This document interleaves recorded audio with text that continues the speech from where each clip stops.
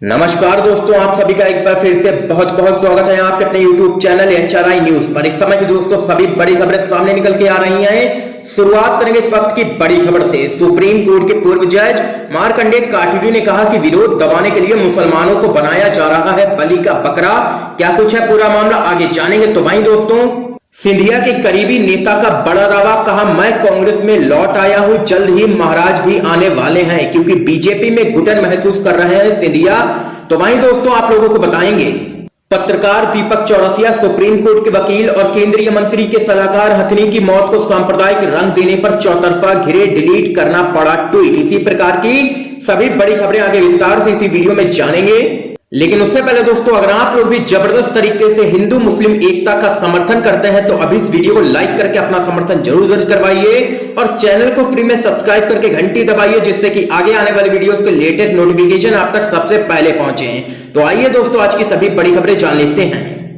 सिंधिया के करीबी सत्येंद्र यादव का बड़ा दावा, मैं कांग्रेस में लौट आया हूं, महाराज भी आने वाले हैं। कांग्रेस सेवा दल के प्रदेश अध्यक्ष पद से इस्तीफा देकर सिंधिया के साथ बीजेपी में शामिल होने वाले जबलपुर के नेता सत्येंद्र यादव वापस कांग्रेस में लौट आए हैं। पत्रकारों से बात करते हुए उन्होंने कहा कि महाराज भी भारतीय जनता पार्टी में घुटन महसूस कर रहे हैं, जल्द ही कांग्रेस में वापस आ जाएंगे सिंधिया। सत्येंद्र यादव जबलपुर में पुराने कांग्रेसी नेताओं में से गिने जाते हैं। प्रारंभ से ही सिंधिया के समर्थक रहे हैं। जब सिंधिया ने कांग्रेस पार्टी छोड़कर भारतीय जनता पार्टी ज्वाइन की तब सत्येंद्र यादव ने भी सेवा दल के प्रदेश अध्यक्ष के पद से इस्तीफा दे दिया था।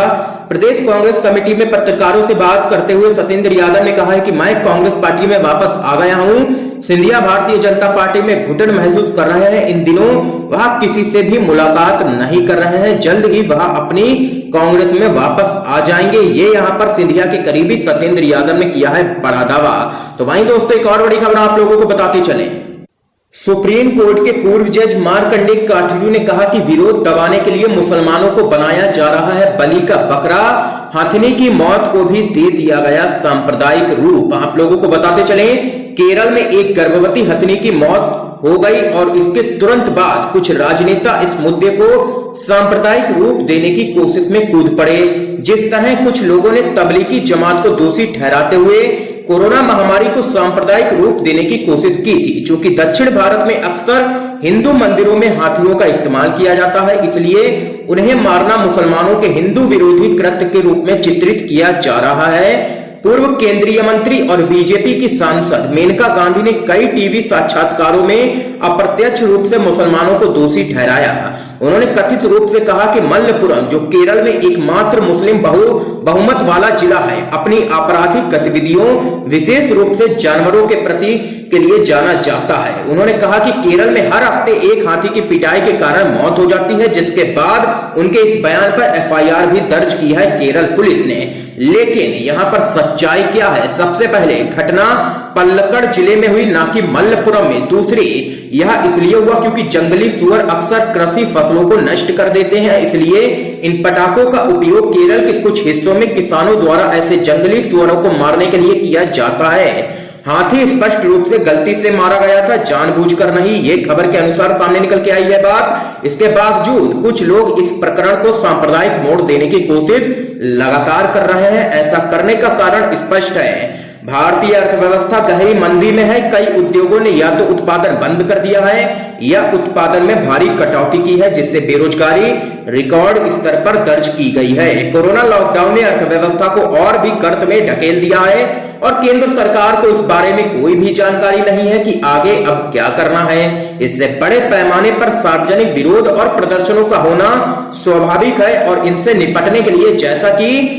हिटलर ने यहूदियों को बलि का बकरा बनाया था, जिसे सभी समस्याओं के लिए दोषी ठहराया जा सकता था, वैसे ही भारत में यह बलि का बकरा मुसलमान है, इसलिए भारत में मुसलमानों को हर बुराई के लिए दोषी ठहराया जा रहा है। अब समय आ गया है कि जब भारतीय लोगों को सच्चाई को देखना चाहिए और उन तत्वों को बेनकाब करना चाहिए जो हमारे लोगों को राजनीतिक लाभ के लिए धार्मिक तर्ज पर विभाजित करने का प्रयास कर रहे हैं। भारत कई धर्मों, जातियों, भाषाई और जातीय समूहों वाला बड़ी विविधताओं का देश है। हमारे लोगों में एकता और एक शक्तिशाली एकजुट लोगों का संघर्ष ही एकमात्र समृद्धि का मार्ग है। अपने निहित स्वार्थ के लिए नापाक तत्वों द्वारा उकसाकर धार्मिक और अन्य प्रकार की कलह आगे आने वाली आपदा का पक्का रास्ता है। ये यहाँ पर तमाम बातें कही हैं सुप्रीम कोर्ट के पूर्व जज मार्कंडे काटजू ने और केंद्र की मोदी सरकार पर बोला है जोरदार हमला और कहा है कि विरोध को दबाने के लिए मुसलमानों को बलि का बकरा बनाया जा रहा है। क्या दोस्तों आप लोग सुप्रीम कोर्ट के जज रह चुके मार्कंडे काटजू की इन तमाम बातों से सहमत हैं या नहीं? अपनी राय जरूर बताइएगा कमेंट बॉक्स में, और अगर सहमत हैं तो अभी इस वीडियो को लाइक करके अपना समर्थन जरूर दर्ज करवाइए। तो वहीं दोस्तों एक और बड़ी खबर आप लोगों को बताते चलें। पत्रकार दीपक चौरसिया सुप्रीम कोर्ट के वकील और केंद्रीय मंत्री के सलाहकार हथनी की मौत को सांप्रदायिक रंग देने पर चौतरफा घिरे, आखिर डिलीट करना ही पड़ गया ट्वीट। आप लोगों को बताते चले हाल ही में केरल में एक हथनी की पटाखों से भरा अनानास खाने से दर्दनाक मौत का मामला काफी सुर्खियों में रहा। केरल पुलिस ने इस मामले में एक आरोपी की गिरफ्तारी की है। आरोपी की गिरफ्तारी को लेकर के पत्रकार दीपक चौरसिया, सुप्रीम कोर्ट के वकील प्रशांत पटेल उमराव और मोदी सरकार के कैबिनेट मंत्री के मीडिया सलाहकार अमर प्रसाद रेड्डी ने ट्वीट किया था। हालांकि उनके इन ट्वीट्स पर वह चौतरफा घिर गए, जिसके बाद तीनों ने अपने ट्वीट डिलीट कर दिए। दरअसल तीनों ने अपने ट्वीट में आरोपियों को संप्रदाय विशेष का बताया था। हालांकि बाद में यह खबर झूठी साबित हुई, जिसके बाद तीनों को अपने ट्वीट्स डिलीट करने पड़े। तो यहां पर दोस्तों ये बड़ी अपडेट सामने निकल के आई। तो वहीं एक और बड़ी खबर आप लोगों को बताते चले।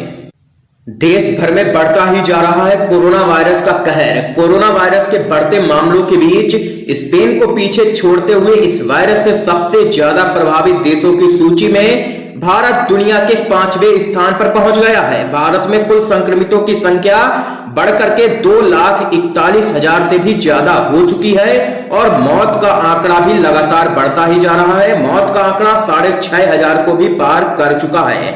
तो यहां पर दोस्तों ये काफी चिंता भरी खबर सामने निकल के आई है कि भारत दुनिया में 5वें स्थान पर पहुंच गया है इस वायरस से प्रभावित देशों की सूची में। फिलहाल दोस्तों एक और बड़ी खबर आप लोगों को बताते चलें।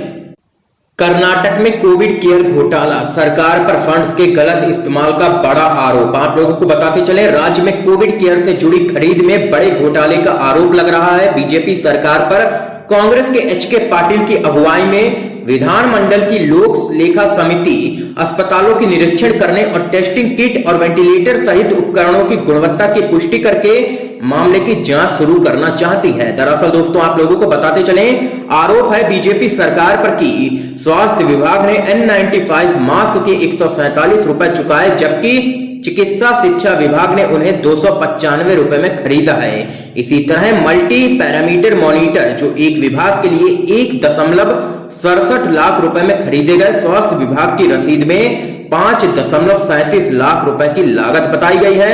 तो यहां पर दोस्तों ये बड़ा घोटाला सामने निकल के आ रहा है कर्नाटक से और बीजेपी की सरकार चौतरफा घिर गई है। तो वहीं दोस्तों एक और बड़ी खबर आप लोगों को बताते चले। स्वास्थ्य मंत्री हर्षवर्धन के दावों को उनके ही मंत्रालय के आंकड़ों ने झुठलाया। कोरोना वायरस के टेस्ट में कौन नंबर 1 पर है, इससे जुड़ा हुआ है पूरा मामला। केंद्रीय स्वास्थ्य मंत्री डॉक्टर हर्षवर्धन ने भले ही कोविड-19 टेस्ट की कम संख्या को लेकर के दिल्ली सरकार की खिंचाई की हो, लेकिन उनके अपने मंत्रालय के आंकड़े उनके इस संबंध में दावे को झुठलाते हैं। मंत्रालय की वेबसाइट पर अपलोड आंकड़ों के मुताबिक देश में कोविड-19 परीक्षण के मामले में दिल्ली का जम्मू कश्मीर के बाद दूसरा नंबर है। इन आंकड़ों में कई चौंकाने वाली बातें हैं, जैसे कि न केवल दिल्ली बल्कि कोविड-19 परीक्षण के मामले में विपक्ष शासित महाराष्ट्र की स्थिति भाजपा शासित कई राज्यों से काफी बेहतर है। तो यहां पर दोस्तों देख सकते हैं ये बड़ी खबर सामने निकल के आई है कि स्वास्थ्य मंत्री हर्षवर्धन के दावों को उनके ही मंत्रालय के आंकड़ों ने झुठलाया है। फिलहाल दोस्तों एक और बड़ी अपडेट आप लोगों को बताते चलें। लोगों की कैश से हेल्प ना करके इकोनॉमी को तबाह कर रही है मोदी सरकार, राहुल गांधी का जोरदार हमला। कांग्रेस पार्टी के पूर्व अध्यक्ष राहुल गांधी ने आरोप लगाया है कि सरकार कोरोना वायरस के संकट के समय लोगों और एमएसएमई क्षेत्र की इकाइयों को नगद सहयोग नहीं देकर के अर्थव्यवस्था को बर्बाद कर रही है। उन्होंने यह भी दावा किया है कि सरकार का यह रुख नोटबंदी पार्ट 2 है। राहुल गांधी ने एक खबर को शेयर करते हुए ट्वीट किया, सरकार लोगों और एमएसएमई को नगद सहयोग देने से इनकार करके हमारी अर्थव्यवस्था को सक्रियता के साथ नष्ट कर रही है। यह नोटबंदी पार्ट 2 है। ये राहुल गांधी ने जोरदार हमला केंद्र की नरेंद्र मोदी सरकार पर बोला है। तो वहीं दोस्तों एक और बड़ी खबर जान लेते हैं। तेजस्वी यादव ने नीतीश सरकार पर बोला जोरदार हमला, पोस्टर लगाकर बोले मजदूर भाइयों को लुटेरा क्यों कहा। आप लोगों को बताते चले, बिहार में ADG law and order Amit Kumar पर नेता प्रतिपक्ष तेजस्वी यादव का गुस्सा शांत होने का नाम नहीं ले रहा है। 29 मई को जारी पत्र को भले ही पुलिस मुख्यालय ने वापस ले लिया है, लेकिन तेजस्वी यादव श्रमवीरों के अपमान को भूलने को बिल्कुल भी तैयार नहीं है। उन्होंने मुख्यमंत्री नीतीश कुमार को सार्वजनिक रूप से मजदूरों से माफी मांगने की नसीहत दी थी। तो वहीं अब अचानक वह आरजेडी के दफ्तर पहुंचे और खुद पोस्टर लगाने के लिए सीढ़ी पर चढ़ गए। आप लोगों को दोस्तों बताते चलें, दफ्तर के बाहर लगाए गए पोस्टर में लिखा हुआ है कि नीतीश कुमार बताएं। सवाल नंबर 1, बिहारी श्रमिक गुंडे क्यों दिखे। सवाल नंबर 2, उन्हें बिहारी श्रमवीर अपराधी क्यों लगे। सवाल नंबर 3, उन्होंने मजदूर भाइयों को लुटेरा क्यों कहा। सवाल नंबर 4, श्रमिकों को रोजगार देने से इनकार क्यों किया। सवाल नंबर 5, बेरोजगारों का अपमान आखिर क्यों किया। ये यहाँ पर तमाम सवाल पूछे हैं नेता प्रतिपक्ष तेजस्वी यादव ने बिहार के मुख्यमंत्री नीतीश कुमार से, और बोला है यहाँ पर उन पर जोरदार हमला। तो यहाँ पर दोस्तों आज की ये तमाम बेहद बड़ी खबरें सामने निकल के आई हैं जो हमने आप लोगों तक पहुंचाई हैं। वीडियो पसंद आया हो तो इस वीडियो को लाइक करके ज्यादा से ज्यादा शेयर कीजिएगा, अपने सभी दोस्तों तक इन खबरों को जरूर पहुंचाइएगा, और चैनल को फ्री में सब्सक्राइब करके बेल के आइकन को जरूर दबा दीजिए। दोस्तों आप सभी का बहुत बहुत धन्यवाद दोस्तों।